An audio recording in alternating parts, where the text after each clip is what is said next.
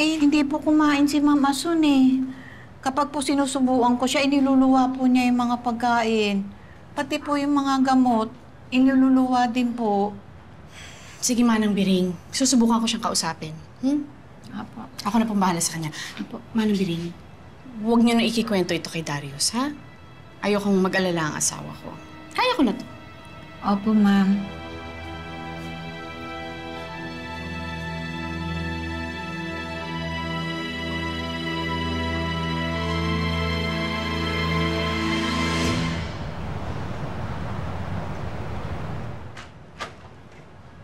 Hindi na ako kinakausap ni Mamita. Dadalhin ko na siya sa ospital. Tama lang po, sir. Nadali na po niyo siya sa ospital. Nag-aalala nga po ako eh. Isang linggo na po siya halos hindi kumakain. At hindi rin po umiinom ng gamot. Isang linggo? Ba't ngayon ko lang ho nalaman to? Opo, sabi po kasi ni Ma'am Lucy, wag ko na daw po banggitin sa inyo eh. Maraming salamat, Piring. Sige, iwanan niyo kami. Salamat.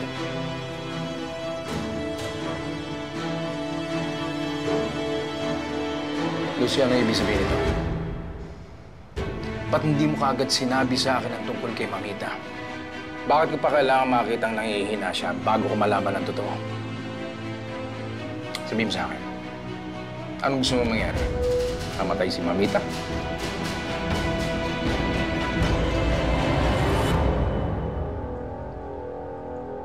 Yan ba ang gusto mong mangyari? Gusto mong mamatay si Mamita? Hindi! Huwag ka naman magalit sa akin. Hindi ko lang pinaalam sa'yo dahil ayokong mag-alala ka. Akala ko kasi magagawang paraan si Mamita pero ayaw niya nang sumunod sa akin. Hirap na kasi ako eh. Hindi ko lang sinasabi sa'yo. Sinasarili ko lang. Dahil ayokong pati ikaw eh. Mag-alala ka at mahirapan. Alam ko marami ka ng pinoproblema sa trabaho kaya ayoko nang dumagdag pa. I'm sorry kung hindi ko pinaalam kaagad sa'yo. Pero para sabihin mo sa akin na naggusto kong mamatay na lang siya, masakit yun ah. Nakikita mo naman, Darius, kung paano ko siya inaalagaan. Tapos ngayon, pagbibintangan mo ko, gusto ko na lang siyang mamatay. Okay. Tama na. I'm sorry. Hindi ko dapat sinabi ang lahat ng sinabi ko. Nabigla lang ako. Okay, so... Alam ko naman ngayon na mahal mo na si Mamita. Forgive me. Sorry na.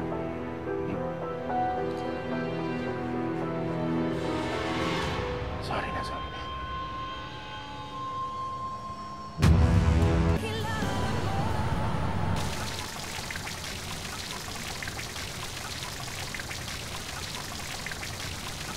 Manang Biring? Manang Biring. Ikaw na naman? Naku, wala ka talagang kadala-dala. Ako, Manang Biring, hindi po maganda sa magandang babae ang masungit. Dadaming wrinkles mo niyan. Binola mo pa ako. Ano ba kailangan mo? Ito ho, pinagluto ko si Mamita ng goto. Sige na, bigay niyo sa kanya, sabihin mo galing sa akin. Ay, naku! Ayoko nga, baka may laso niya. Hindi na. Manang Biring, sandali. Sige na, maniwala kayo sa akin. Wala tong lason. Sabihin niyo lang kay Mamita na galing to sa akin. Magugustuhan niya to. Sige na, para mapabilis ang paggaling ni Mamita. Sige na nga. Akin na. Ganda mo ngayon. Sige na, umalis ka na. Salamat Alis po. na.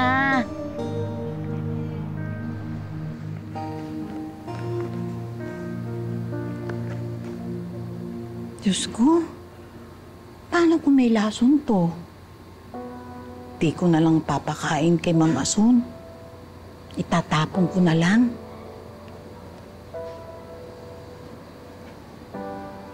Paano? Kung wala naman itong lason. Paano kung mas kainin pa to ni Ma'am Asun? Sa totoo lang, mukha naman nagsasabi ng totoo si Ma'am Para. Nakakapagtaka. Parang may iba sa kanya. Parang hindi siya si Para.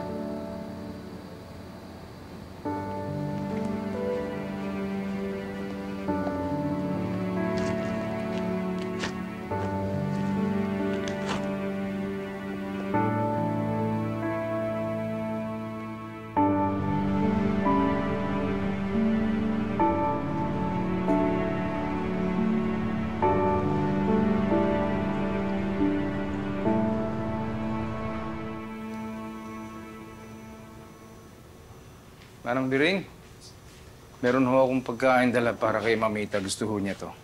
Ay, o sige po, sir. Ibigay ko po mamaya. Sige, Sa malamang, puso pa po siya eh. Mabuti naman. Mag-aana kumain ngayon si Mamita. Ay, ako nga rin po, sir. Nagtataka. Ngayon lang po talaga kumain si Ma'am Ason ng ganito. Oh, good. That's very good. Galing po kay Ma'am Para yung goto neto eh. Galing ho kay Farah yan. Opo. Bakit ano pinakain sa kanya? Manong Biring, baka kung anong laman yan, baka may lason yan. Sir, okay naman po si Ma'am Ason eh. Siya nga po may gusto na kainin po ito eh. Sinabi ko naman po sa kanya na galing ito kay Ma'am Farah, pero gusto pa rin daw po niya.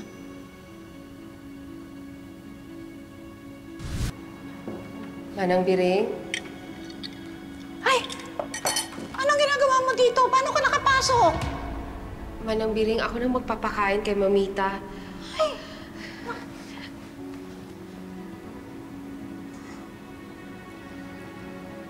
Bakit ganun?